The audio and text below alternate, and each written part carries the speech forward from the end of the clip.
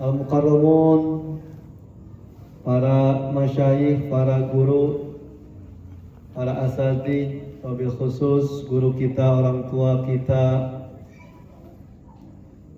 DKM, Masjid, Jami, Baitul Makmur, Sumur Batu, Al-Mukarram, Al-Muhtaram,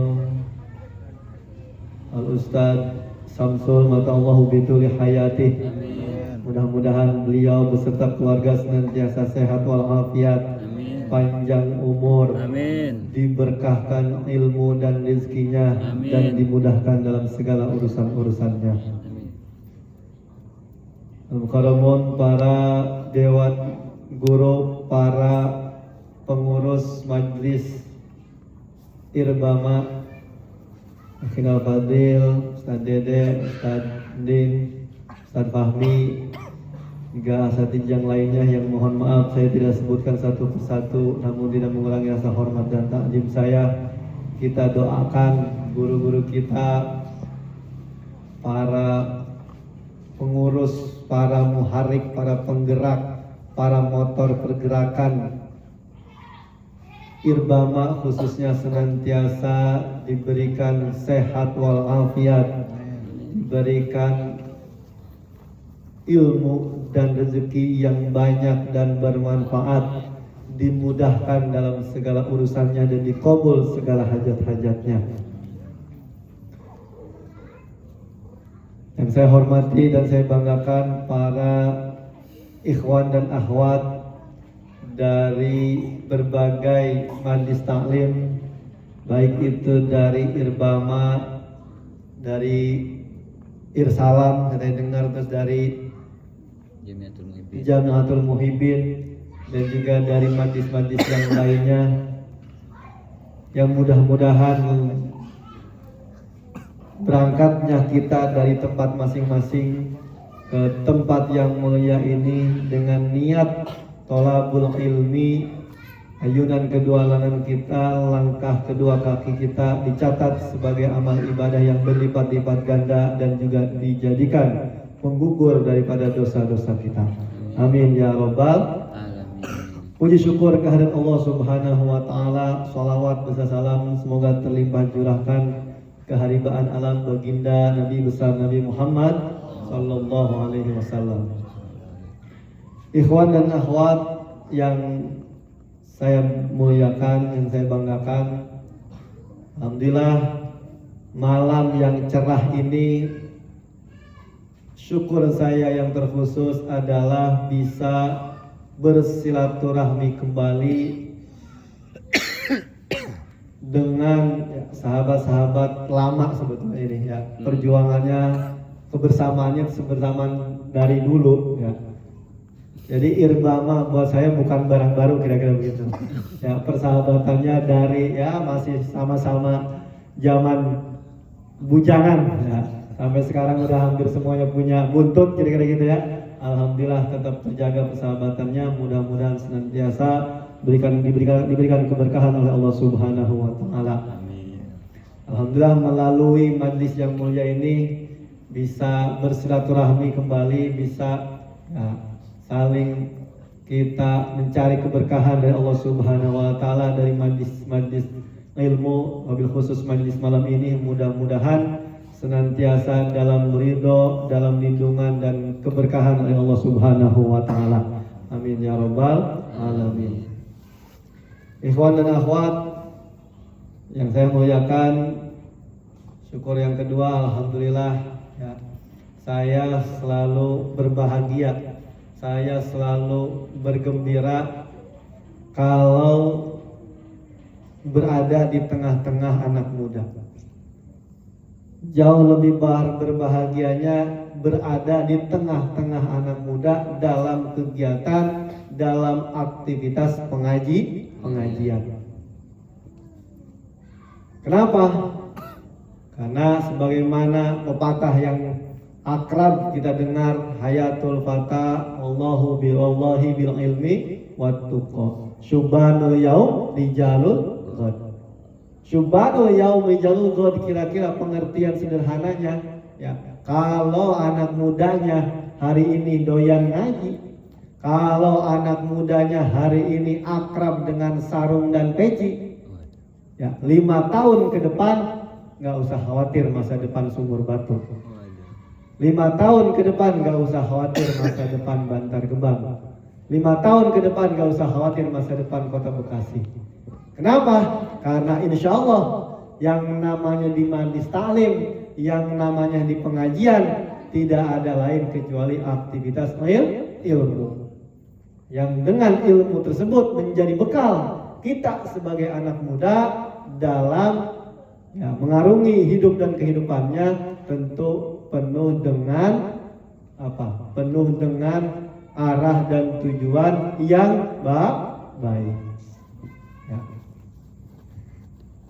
Jadi wajib bersyukur nih ya yang punya lingkungan, Pak RT, Pak RW, kalau ada aktivitas keilmuan lebih-lebih daripada kegiatannya yang diisi oleh anak muda.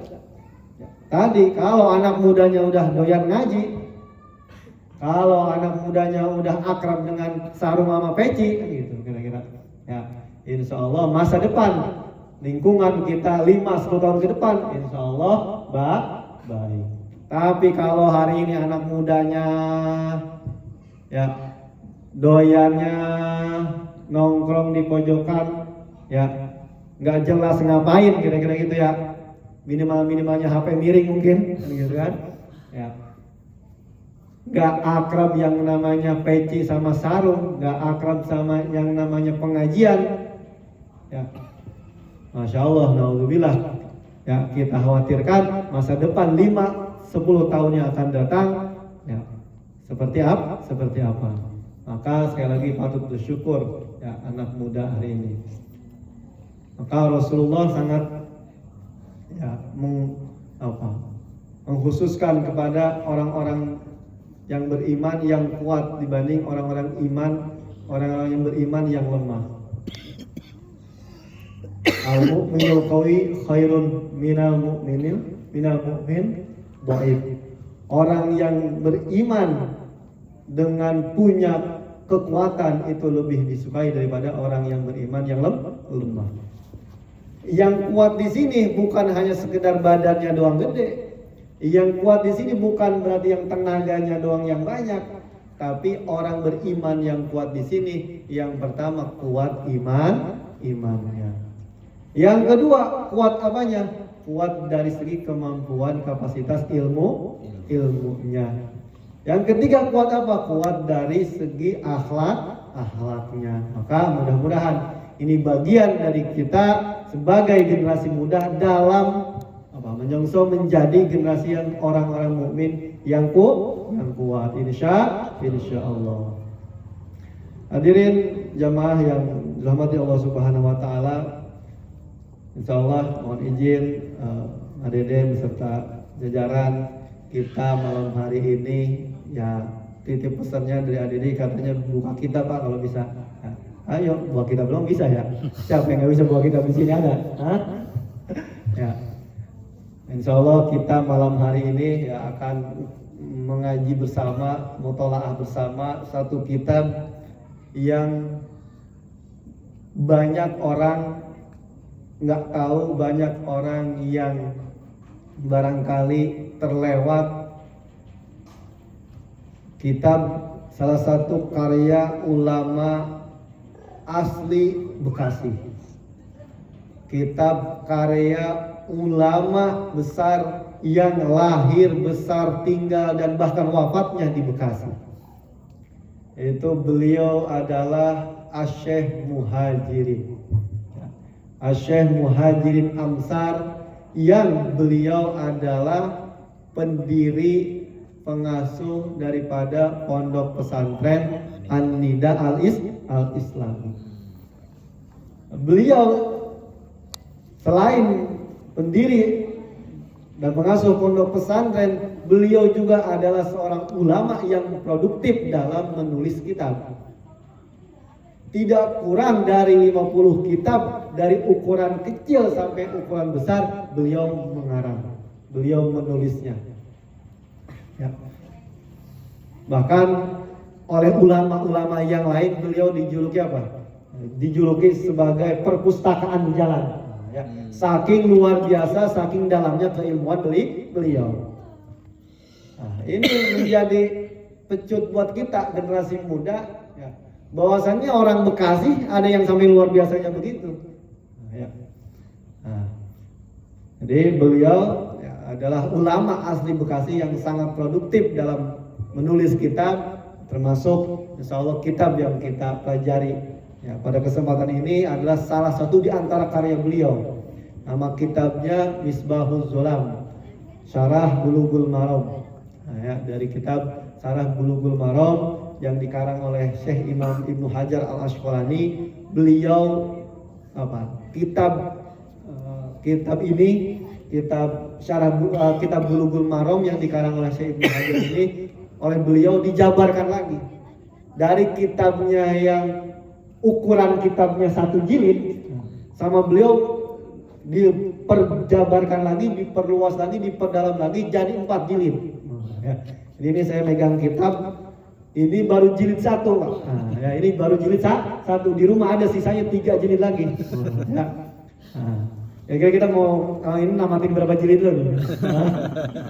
Kuat berapa jilid kira-kira? Ya, ini adalah karya ulama kebanggaan kita orang Bekasi. Bangga kita menjadi orang Bekasi? Bangga. Kita sebagai generasi muda Islam ya Bekasi harus bangga. Kenapa? Punya ulama yang luar biasa, bisa ngarang kitab sampai berjilid-jilid seperti ini.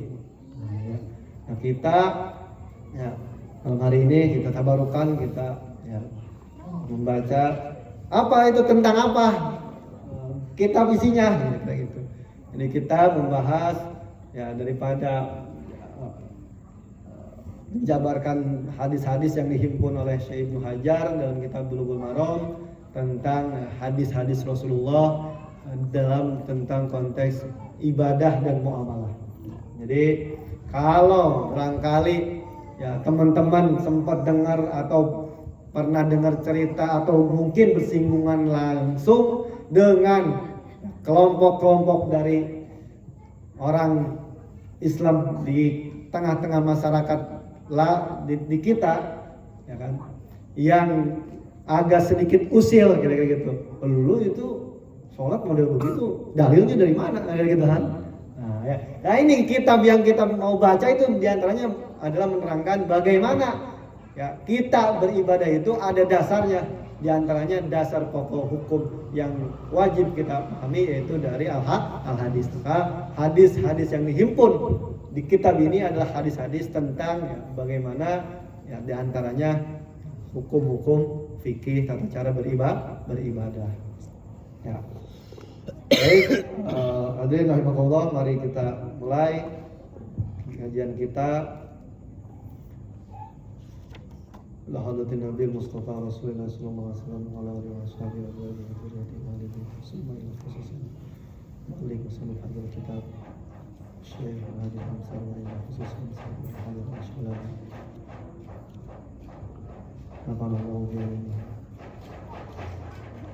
Al-Fatihah.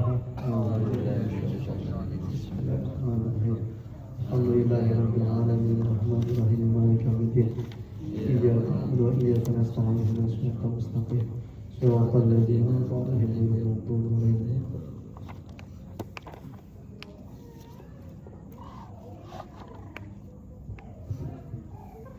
Bismillahirrahmanirrahim. Alhamdulillahirabbil alamin wa bihi nasta'in 'ala umuri dunya waddin wassalatu wassalamu 'ala asyrofil anbiya'i wal mursalin wa 'ala alihi washabbihi ajma'in. Qala al-mu'allif rahimahullah ta'ala wa nafa'ana bi 'ulumihi amin. Wa an Anas bin Malik radhiyallahu anhu qala jaa a'rabiyyu fabala fi qa'ibatil masjid fajajarahu an-nasu panahahum Rasulullah sallallahu alaihi wasallam panahahum Rasulullah sallallahu alaihi wasallam. Falamma qada baulahu amara an-nabiyyu sallallahu alaihi wasallam bidanubin min ma'in fa ahriqa alaihi muttafaqun alaihi. Ikhwan dan akhwat rahimakumullah, hadis daripada yang dikumpulkan dalam kitab Misbahul Zulam dalam kesempatan ini menerangkan satu hadis yang berbunyi dari Anas bin Malik radhiyallahu anhu. Sahabat Anas berkata, Ja'a A'rabiyyun, telah datang seorang Arab Badui dengan tergesa-gesa, dengan tiba-tiba pabala fi ta'ifatil masjidi, datang buru-buru ke Masjid Nabawi untuk kencing. Tiba-tiba datang seorang Arab Badui masuk ke masjid, tiba-tiba mau ngapain? Mau kencing di mana? Di pojokan masjid.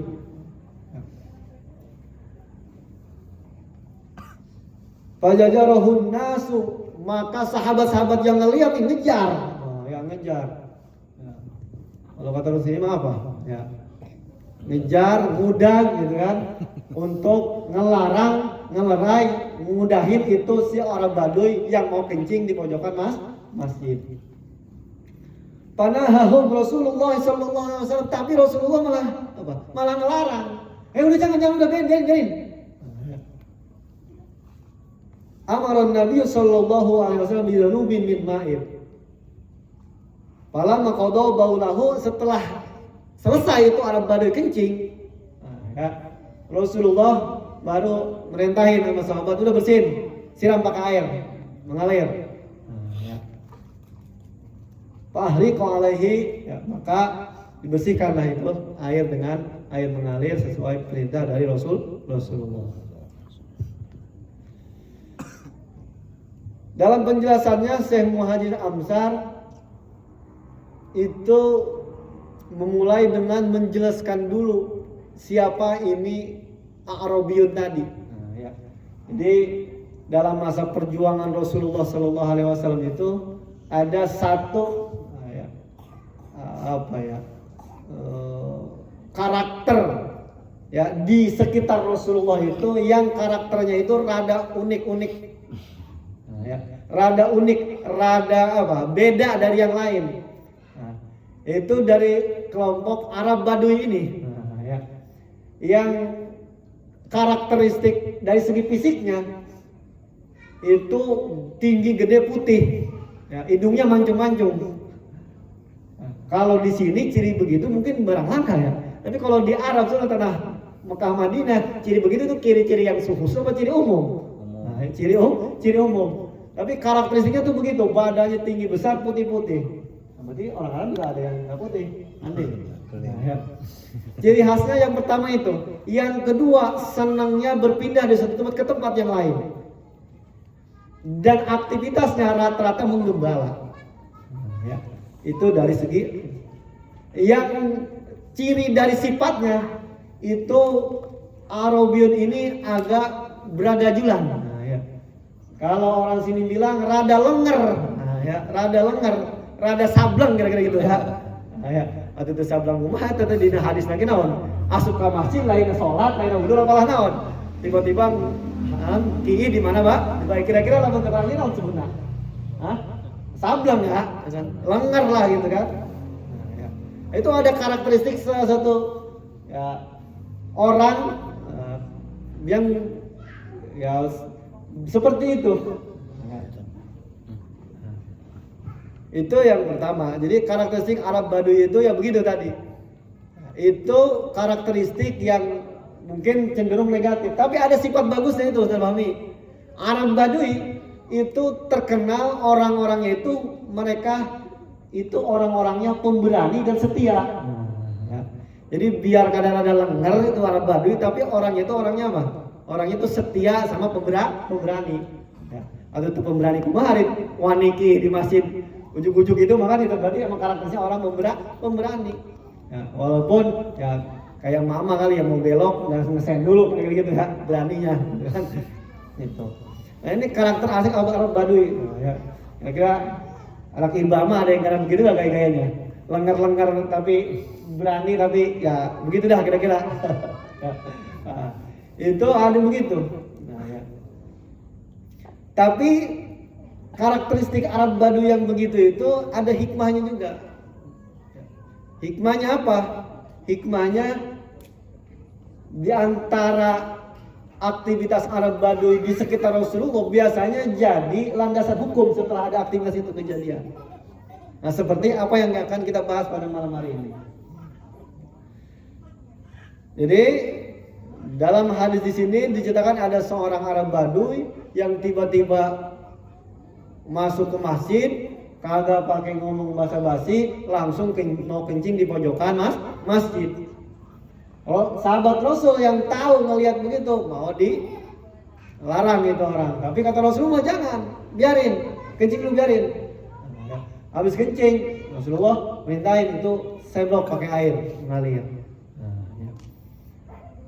Apa mafhum mukhalafah atau dari pemahaman lebih jauh dari cerita dalam hadis tersebut?